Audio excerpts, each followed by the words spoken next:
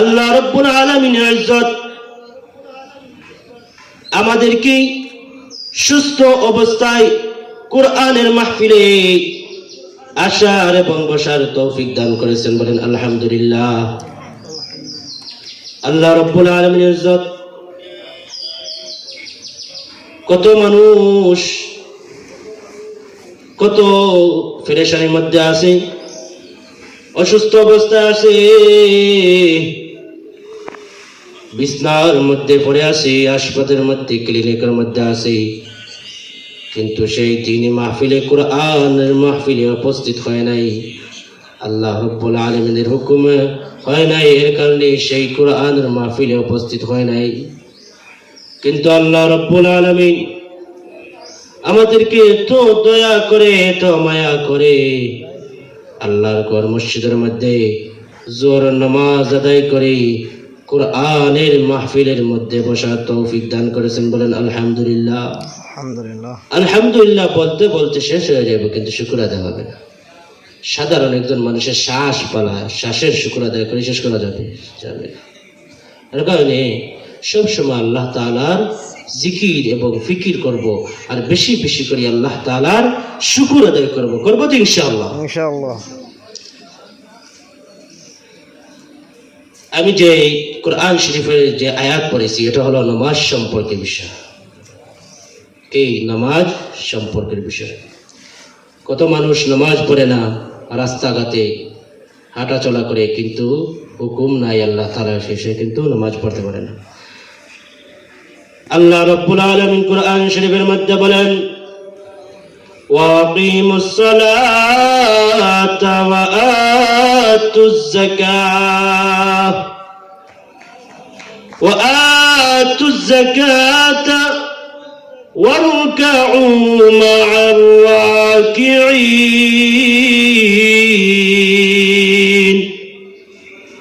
আল্লাহ রাব্বুল আলামিন বলেন, ওয়াকিমুস সালাহ, তোমরা নামাজ প্রতিষ্ঠা করো, তার সালাত কায়েম করো, বেশি বেশি করে নামাজ পড়ো, ওয়া আতুজ যাকাত, এবং যাকাত আদায় করো, ওয়ারকাউ মা'আর রাকিঈন।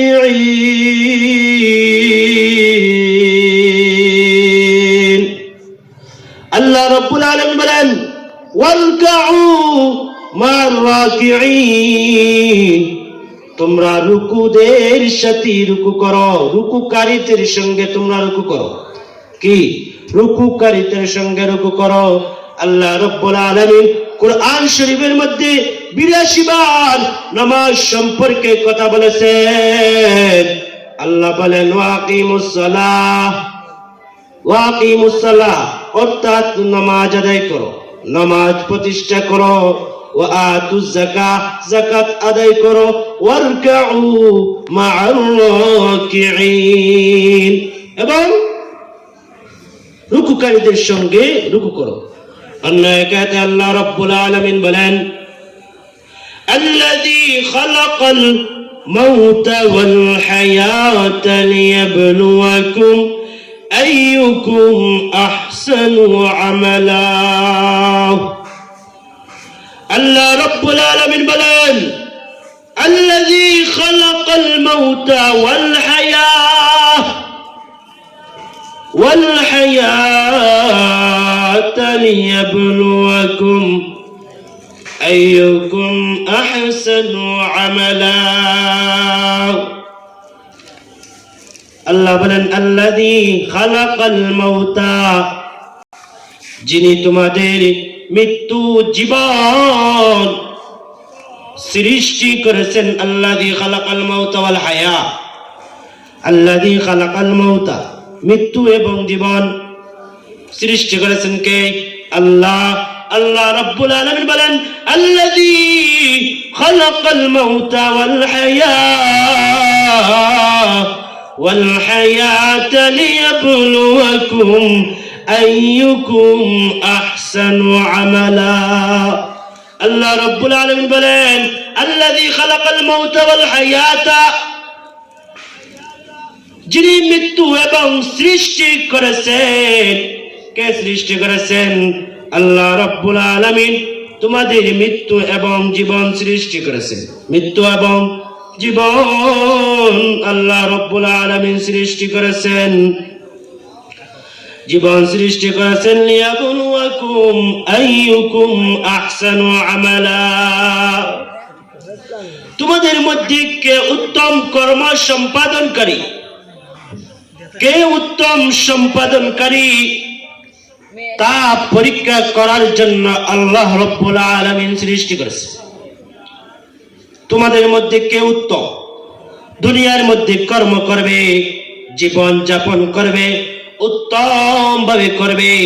আল্লাহ রাব্বুল আলামিন বলেন লিয়াবলুয়াকুম আইয়ুকুম আহসানু আমালা, তোমাদের মধ্যে কে উত্তম কর্ম সম্পাদনকারী তা পরীক্ষা করার জন্য আল্লাহ রাব্বুল আলামিন আমাদেরকে সৃষ্টি করেছেন। আল্লাহ নবী বিশ্ব নবী রাহমাতুল লিল আলামিন হাদিসের মধ্যে বলেন